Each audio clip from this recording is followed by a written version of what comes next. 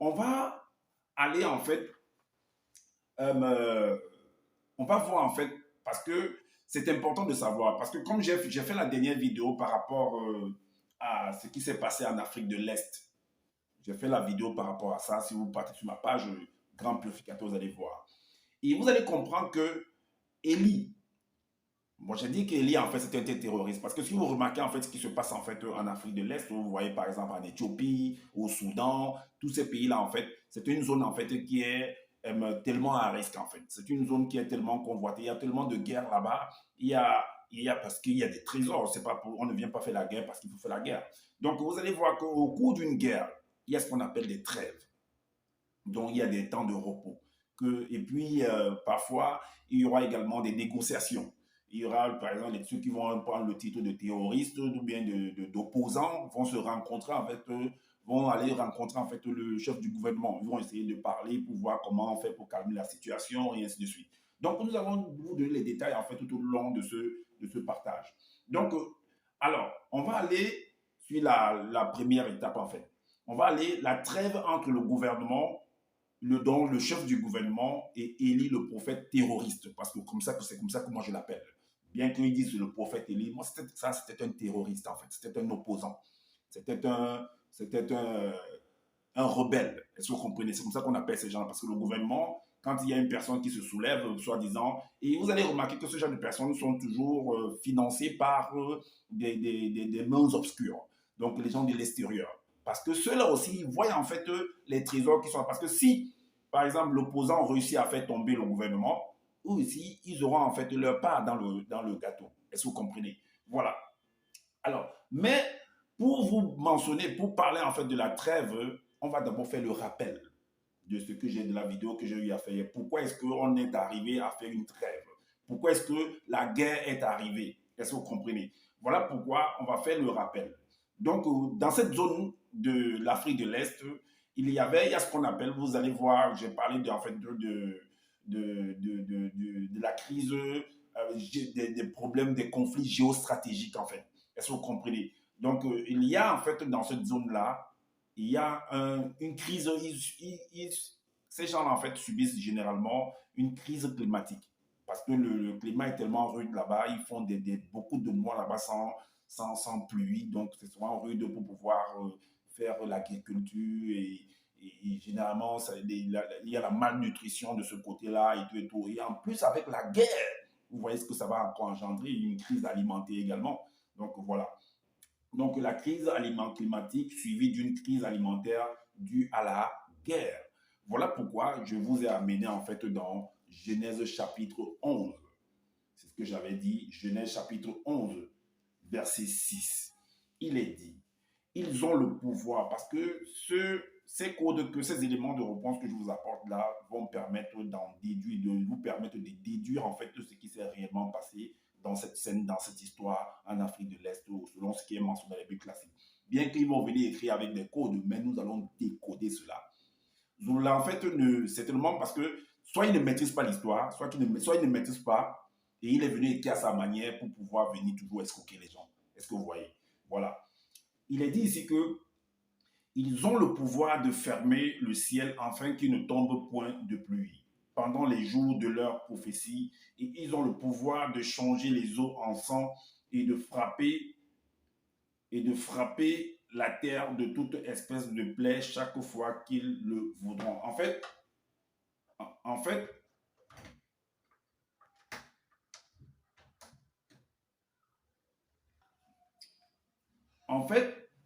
on fait comprendre qu'il y a en fait des personnes qui ont la capacité de pouvoir arrêter la pluie, de pouvoir permettre d'ordonner que la pluie puisse tomber. Je dis que c'est faux, c'est pas possible.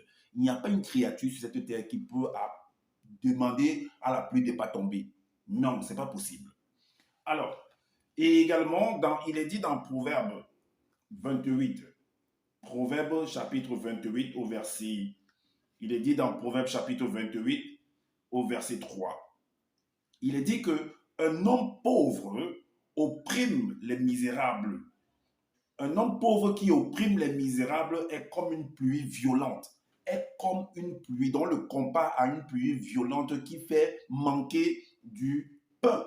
Qui fait manquer du pain. Donc, un homme qui opprime les misérables, qui opprime ses semblables, qui sème la guerre, est comme une pluie qui fait manquer du pain. Parce que quand il y a la guerre, les gens ne peuvent plus travailler, les gens ne peuvent plus faire l'agriculture, il y aura du mal à manger. Est-ce que vous voyez, la nourriture, les réserves vont finir et ainsi de suite si vous n'avez pas la technologie, la science, l'intelligence, que non, voilà, voilà comment vous devez garder tout et tout. Mais de toute façon, à cause de la guerre, vous allez fuir vos lieux d'habitation, vous allez fuir la région, vous allez être des réfugiés. Est-ce que vous comprenez? Donc, voilà un peu ce qui se produit. Donc, voilà pourquoi on va entrer également plus en profondeur, on va enlever en fait la fenêtre pour comprendre ce que nous venons, les deux versets que vous venez de donner. On va aller dans un roi pour comprendre ce qui s'est produit. Un roi 23. Un roi, un roi chapitre 23. Un roi 23. On va aller dans le livre de ce monsieur de Zoula. On va prendre un roi 23. Qu'est-ce qui c'est un roi 23? 23, à partir du verset 14 et 15. Voilà. C'est là où je vous ai dit que, parce que Zoula lui dit que Élie a dépossédé en fait les prophètes de Baal, tous les 450 prophètes de Baal et les 400 prophètes Lemb, donc de Astarté et Baal, voilà. Donc il appelle Nyungu. Alors, c'est pas ça en fait. Moi, j'avais fait la vidéo pour dire qu'en fait, c'était la guerre. C'était une guerre, dont on va appeler guerre civile, mais c'est une guerre en fait, de toute façon. Alors, vous allez, si vous partez vérifier dans Google, vous allez voir que cette contrée de l'Afrique de l'Est il y a toujours des guerres là-bas. Alors, au verset 14, il est dit, donc, ils sont venus mettre que non, c'est une bombe, que le feu est descendu. Non, c'était la guerre, c'était les avions de chasse qui larguaient en fait les bombes, les missiles. Est-ce que vous comprenez? Alors, ils ont ce moi, Tété. Ils ont ce moi, afin que ces gens sachent que c'est toi, Tété, qui est créateur unique et ton verbe les ramène ainsi à leur fidélité d'autrefois. Alors, voilà quelqu'un, Élie, qui a fait un exploit.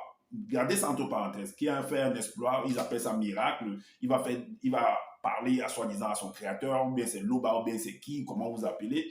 Mais il va faire descendre le feu devant les gens. Mais plus tard, cette personne-ci, qui a le pouvoir de demander, de communiquer avec son créateur et de faire descendre le feu, mais va fuir devant une femme semblable à lui, devant une femme. Alors, on va vous dire qui réellement, on va vous expliquer plus tard, qui était réellement cette femme-là, Jézabel. Alors, aussitôt, une formidable colonne de feu inconscient fut lâchée par l'entité du feu, de feu, suivie d'une grande explosion. Et on va dans le livre de Jérémie pour comprendre en fait, parce que j'avais déjà expliqué ce que ça signifiait. Donc, cette explosion-là, on va néanmoins dans le livre de Jérémie. On va dans le livre de Jérémie, ce que ce monsieur a écrit dans le livre de Jérémie, Daniel, Jérémie. On va dans Jérémie chapitre 3 au verset 5. Il est dit, c'est pourquoi ainsi parle l'entité. Parce que les non-initiés, les blancs et les sans-mêlés parlent contre la loi. Voici, le verbe de Tétel fera spirituellement de ses paroles un feu incandescent. Donc, on parle d'un monsieur, on dit que ses paroles, en fait, et quand vous parlez, vous voyez comment la vapeur, la chaleur sort de votre bouche. Donc, en fait, votre parole est comme un feu, en fait. Alors, donc, et dans sa bouche, et deux du bois. Donc, ceux qui seront en face de vous seront comme du bois. C'est une métaphore, en fait.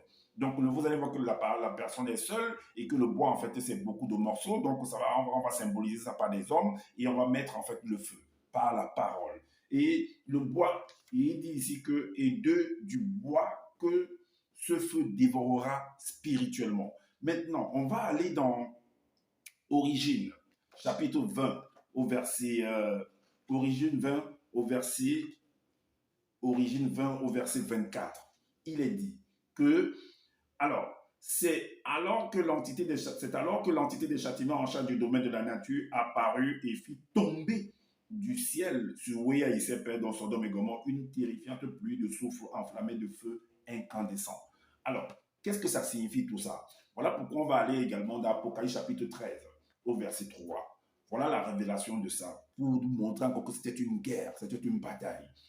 Elle, Apocalypse chapitre 13 au verset 13 nous dit, elle opérait de grands prodiges mensongers, même jusqu'à faire descendre du feu du ciel sur la terre, à la vue des hommes, par des engins volants, par des engins volants. Donc, c'était des avions, des chasseurs, des avions de chasse, en fait, des avions de ligne.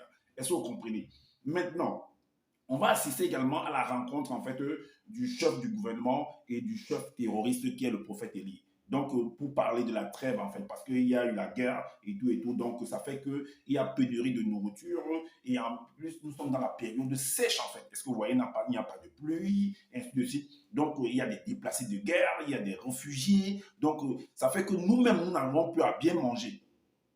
Donc, même Élie lui-même n'arrive plus à bien manger, en fait. Donc, maintenant, il va falloir l'intervention, en fait, de ce qu'on appelle l'aide humanitaire. Est-ce que vous voyez? Donc, il y aura en fait de l'intervention plus tard. Est-ce que vous comprenez? Alors, dans la rencontre, pour pouvoir parler, en fait, voilà pourquoi on va aller dans 1 roi, chapitre 21. 1 roi. Vous allez voir que Élie, qui est le chef de l'un des chefs de guerre, va rencontrer en fait le chef de gouvernement.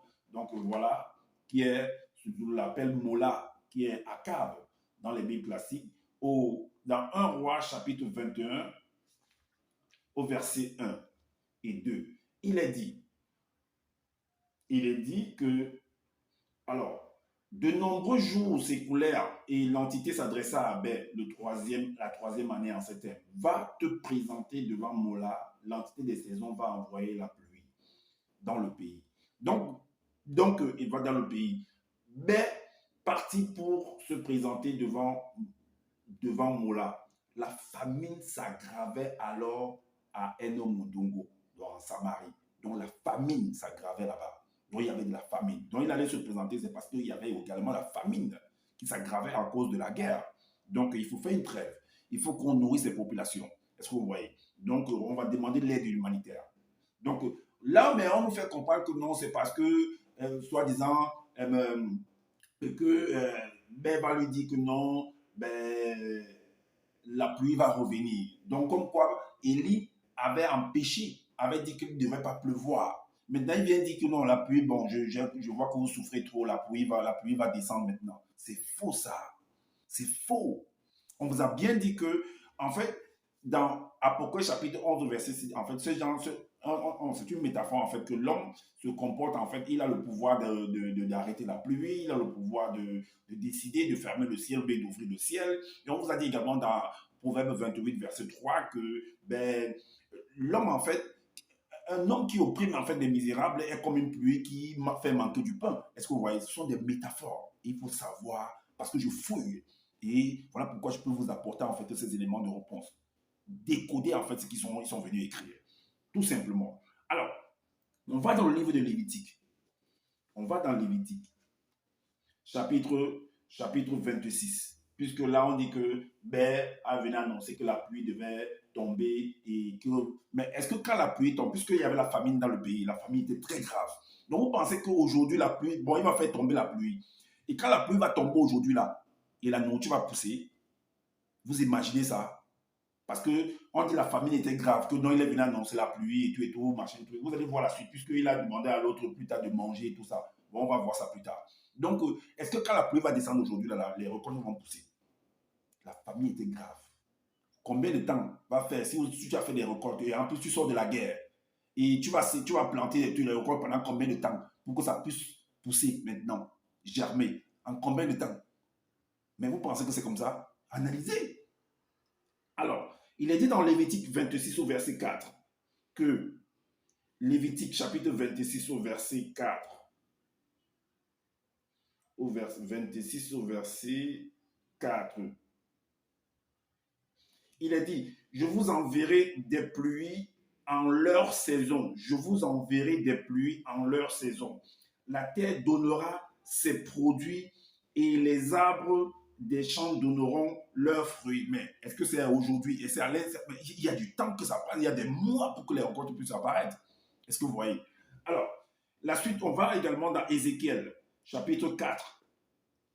Ézéchiel, chapitre 4, au verset 17. Il est dit quoi? Il est dit que ils mangeront de pain et d'eau. Ils mangeront de pain et d'eau et ils seront stupéfaits les uns et les autres et frappés de langueur pour leur iniquité.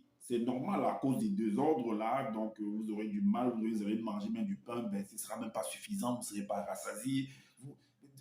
Il y aura vraiment, il y aura vraiment, vous ne serez pas à l'aise en fait. Est-ce que vous comprenez? Et également dans Psaume 100, Psaume 105, il est dit quoi? Psaume 105. Il est dit que dans Psaume 105, au verset 16, il est dit que il appela sur le pays la famine. Il coupa tout moyen de subsistance. Il appela, parce que la guerre appelle également la famine, ça coupe tout moyen de subsistance. Est-ce que vous comprenez? Ça coupe tout moyen parce que les voitures ne peuvent plus, les voitures qui quittent d'un territoire, bien d'un pays pour acheminer les vivres, tout ça les recolle parce qu'il y a toujours cet échange, il y a un libre échange, entre dans la communauté. Dans la communauté, est-ce que vous comprenez? Donc, ce qui fait que les camions qui peuvent quitter d'un pays pour un autre pays pour acheminer, pour vendre en fait de la nourriture ne peuvent plus le faire parce qu'il y a la guerre, tout simplement. Est-ce que vous comprenez? C'est des choses qui se voient en fait. Parce que pour comprendre, comme j'ai toujours dit, pour comprendre les choses du passé, il faut comprendre ce qui se passe aujourd'hui. Et c'est ça qui se passera aussi demain. Tout simplement. Il n'y a pas c'est pas sorcier en fait. C'est pas sorcier. Alors, on va dans Exode. Dans Exode. Exode chapitre 16 au verset 4. Exode 16 au verset 4. Il est dit quoi? L'Éternel dit à Moïse, voici, je ferai pleuvoir pour vous, je ferai pleuvoir pour vous du pain du haut des cieux. Le peuple sortira et en ramassera jour par jour la quantité nécessaire afin que je le mette à l'épreuve et que je vois s'il marchera ou non selon ma voie. Est-ce que vous comprenez? Donc, c'est là, parce que là, quand on dit, dans le livre d'Exode, là, on parle de la manne en fait. Donc, la manne, soi-disant, on dit que la manne, mais on imaginait que la manne, là, c'était quoi? Vous voyez l'aide humanitaire quand les gens sont en guerre. Et c'est des cargos, des avions cargos qui viennent en fait pour larguer parce que la zone est à risque en fait. Il n'y a pas, les voitures ne peuvent plus arriver dans la zone, ils sont piégés en fait dans une zone, dans un aride, comme dans des déserts et tout, dans des camps de réfugiés. Et maintenant on envoie des avions cargos pour venir lâcher en fait avec des banques de nourriture, avec des parachutes en fait. Est-ce que vous voyez? Et puis les gens vont récupérer et puis aller se partager des sacs de farine, de lait et ainsi de suite pour pouvoir manger des biscuits. Parce que parfois, ils n'ont pas aussi des allumettes pour pouvoir faire du feu. Donc, on va envoyer des céréales, des biscuits, du lait pour qu'ils puissent manger des gâteaux. Est-ce que vous voyez? Alors,